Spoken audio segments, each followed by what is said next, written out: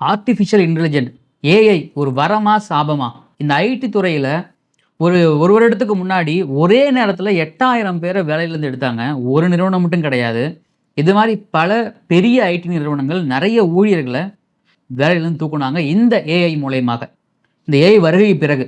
ஆனால் அதே ஒரு சில நிறுவனங்கள் அந்த 8000 பேர்த்த தூக்குனாங்க இல்லைங்களா, அதே அளவுக்கான ஆட்களை வேலைக்கு திரும்பவும் சேர்த்துருக்காங்க. இந்த ஏஐ சாதகமா, பாதகமா, வரமா, சாபமா? யாருக்கு சாதகம், யாருக்கு பாதகம்? வீடியோ ஸ்கிப் பண்ணாம ஃபுல்லா பாருங்க. Welcome to the channel. நான் உங்கள் விஷால் சரவணன். வாங்க வீடியோக்குள்ள போகலாம்.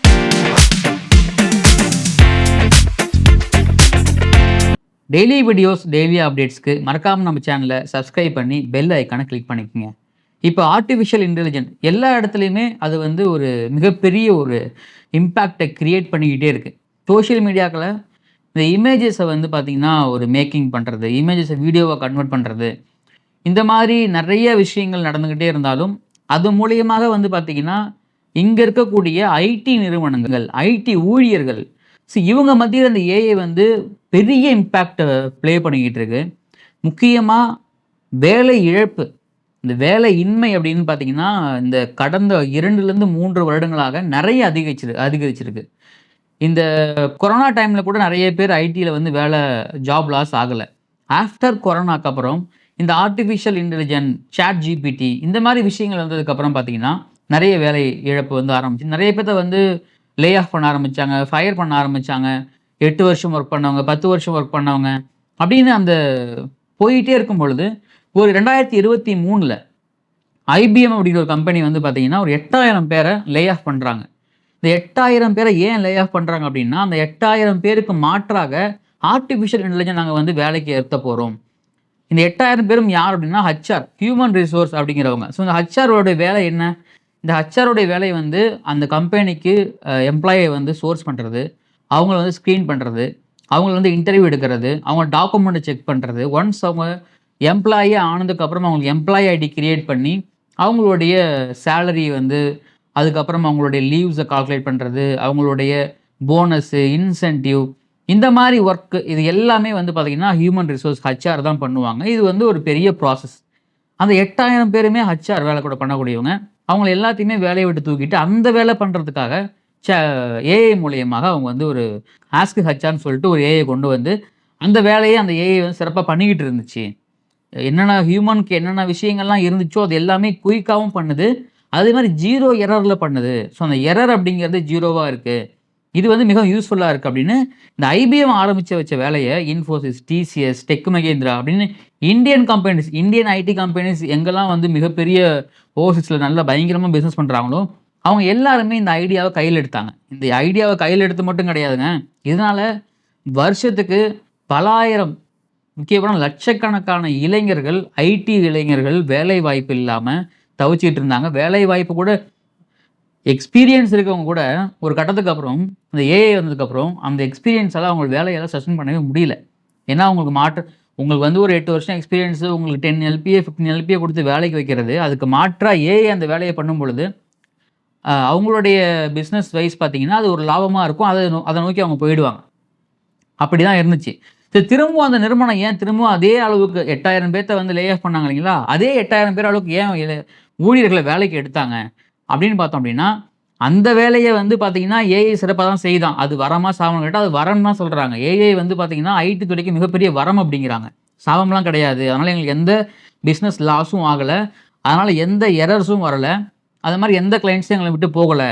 ஆனால் அந்த வேலை ஏஐ பண்ணுது இல்லைங்களா, ஸோ மற்ற வேலைகளுக்கு இப்போ இந்த ஹச்ஆர் இல்லாமல் மற்ற துறைகள் இருக்கும் ஐடி நிறுவனங்களில், டெவலப்பர், டெஸ்டர், அதுக்கப்புறம் பார்த்திங்கன்னா எல்லாமே நீங்கள் மேனுவல் அது இது நீங்கள் எல்லா துறைகளிலுமே ஆட்கள் பற்றாக்குறை இருக்காங்க.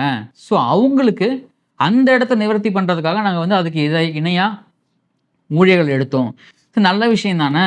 அப்போ இந்த வேலையை ஏஐ பண்ணிவிட்டு அந்த வேலையை மனிதர்கள் பண்ணிட்டு போயிடுவாங்களா அப்படின்னு நம்ம சொல்லிக்கலாம். இல்லை, நல்ல விஷயம் தானே அப்படின்னு. ஆனால் இங்கே என்ன பெரிய சிக்கல்னா, ஒரு துறை முற்றிலுமாக அழிச்சிட்டு அதுக்கு மாற்றாக இன்னும் பல துறைகளை நாங்கள் வளர்க்குறோம் அப்படின்னு சொல்கிறது இது சமநிலையே கிடையாது இல்லைங்களா. ஸோ இது பேலன்ஸே இல்லை. அப்படி பேலன்ஸ் இல்லைன்னா என்ன ஆகும்? இப்போ சாட் ஜிபிடி எடுத்துக்கங்க. நீங்கள் அங்கே போயிட்டு நீங்கள் என்ன கொஷின்ஸ் கேட்டாலும் அது ஒரு தேரியை கொண்டு கொடுத்துரும். என்ன கொஷின்ஸ் கேட்டாலும் அந்த தேரி வந்து அந்த சாட் ஜிபிடி கிரியேட் பண்ணுதா, அந்த ஏஐ கிரியேட் பண்ணுதான்னு கேட்டால் கிடையவே கிடையாது. ஆல்ரெடி ஒரு கிரியேட்டர், ஆல்ரெடி ஒரு ரைட்டர், ஆல்ரெடி ஒரு ஒரு எனிதிங் ஒரு டெவலப்பர் யாரோ ஒருத்தவங்க அந்த வேலையை செஞ்சு வச்சுட்டு போயிருப்பாங்க எங்கேயோ. அதை தேடி கண்டுபிடிச்சி எடுத்து கொடுக்கறது தான் சாட் ஜிபிடியோட வேலையாக இருக்கே தவிர, அது கிரியேட் பண்ணலை. அது வந்து ஒரு கிரியேஷன் கிடையாது. நல்லா ஒன்று புரிஞ்சுக்கணும். எப்போவுமே கிரியேட்டர் அப்படிங்கிறது ஒரு ஹியூமனால் மட்டும்தான் பண்ண முடியும். கிரியேட்டிவிட்டி அப்படிங்கிறது ஒரு மனிதனால் மட்டும்தான் பண்ண முடியும். அப்போது கிரியேட்டிவிட்டியே இல்லாமல் எல்லா துறையிலையும் ஏஐ வந்துடுச்சு அப்படின்னா, ஒரு கட்டத்துக்கு அப்புறம் சாட் ஜிபிடி அப்படின்னு ஒன்று இல்லாமலே போயிடும். ஏன்னா ஆல்ரெடி ஒரு விஷயம் எழுதியிருந்தாவோ பண்ணியிருந்தாவோ தான் அதை தேடி எடுத்து கொடுக்க முடியும். அடுத்த 30 வருஷத்துக்கு அப்புறம் இப்போ இருக்கிறவங்க யாருமே எதுவும் எழுதலை, எதுவும் கிரியேட்டிவாக பண்ணலை அப்படின்னா 30ஆவது வருஷத்துக்கு அப்புறம் என்ன ஆகும்னா, நீங்கள் போய் சாட் ஜிபிடியில் ஒன்று தேடினீங்கன்னா அது வரவே வராது. ஸோ அந்த கிரியேட்டிவிட்டி அப்படிங்கிறது ஒரு முக்கியமான விஷயமா இருக்குது. அது மனிதனால தான் பண்ண முடியும் அப்படின்னு முக்கியமான விஷயமா இருக்குது. அப்போது எந்த அளவுக்கு நீங்கள் டெக்னாலஜிஸ் இம்ப்ரூவ் பண்ணுறீங்களோ அதே அளவுக்கு இங்கே இருக்கிற கிரியேட்டிவிட்டியும் நம்ம வச்சுக்கணும். அப்படி வச்சுக்கிட்டா மட்டும்தான் இது சமநிலையாக இருக்குமே தவிர, இல்லைனா ஒரு ஆப்பை மட்டும் டிபெண்ட் பண்ணி இருந்தோம்னா அந்த ஆப்பால் எத்தனையோ நிதி நிறுவனங்கள், எத்தனையோ ஐடி துறைகள் காணாமல் போயிருக்கு. ஏன்னா டிபெண்ட் பண்ணி அந்த ஒரு ஆப்பை வந்து டிபெண்ட் பண்ணி இருந்தாங்கன்னா கண்டிப்பாக ஒரு கட்டத்துக்கு அப்புறம் இந்த ஆப் வந்து பார்த்தீங்கன்னா அப்டேட் ஆகாமல், ஓவர் அப்டேட் ஆகாமல் அது வந்து அவுடேட்டட் ஆகிடும். ஸோ அந்த அவுடேட்டட் ஆகிடுச்சுன்னா, அது வந்து கரெக்ஷன் ஆகிடுச்சுன்னா அந்த விஷயங்கள் மேனுவல் அந்த மாதிரி திரும்ப மேனுவலாக வர மாதிரி இருக்கும். ஸோ இது எல்லாமே நம்ம காலங்காலமாக பார்த்துக்கிட்டு தான் வரும். அப்போது நம்ம ஒரு துறையை அழிச்சிட்டு இன்னொரு துறையை வளர்க்கணும் அப்படிங்கிறது மிகப்பெரிய ஒரு தவறான முன்னுதாரணமாக இருக்கும். இது மூலயமா இப்போது நம்ம ஒரு படித்து ஒரு நல்ல வேலைக்கு போய் நம்ம நல்லா சம்பாதிக்கணும் அப்படின்னு ஒரு இளைஞர்கள் வந்து மெனக்கிட்டு படிக்கிறாங்க அப்படின்னா, இப்போ எல்லாருமே எங்கே போவாங்க? சாட் ஜிபிடி, ஏஐ இதை நோக்கி தான் எல்லாம் ஓடுவாங்க. ஆனால் ஒரு பீரியடுக்கு அப்புறம் என்ன ஆகும்னா ஓவர்ஃப்ளோ ஆக ஆரம்பிச்சிடும். எல்லா கம்பெனிஸ்லையும் எல்லா நிறுவனங்கள் இடத்துலையும் பார்த்தீங்கன்னா போதுமான அளவுக்கு மேலே சாட் ஜிபிடி, ஏஐ எல்லாம் வந்துருச்சுன்னா அதோட தேவைகள் குறைஞ்சிருச்சுன்னா அதுக்கப்புறம் அது படித்தும் அதை தெரிஞ்சும் அது வந்து நமக்கு வந்து யூஸ்ஃபுல் இல்லாமல் போயிடும். உதாரணத்துக்கு பார்த்தீங்கன்னா நம்ம ஊரில் இன்ஜினியரிங் எப்படி ஒரு காலத்தில் பீக்கில் இருந்தோ அந்த எந்த அளவுக்கு பீக்கில் போச்சோ அதுக்கு நேர் எதிர்மறையாக அதே அளவுக்கு டவுன் ஆச்சு. அந்த படித்த எல்லாருமே வந்து ரொம்ப கஷ்டப்பட்டாங்க. அத்தனை கல்லூரிகள் திறந்தாங்க. பல கல்லூரிகள் மாணவர்கள் சேர்க்கையே இல்லாமல் இழுத்து மூடினாங்க.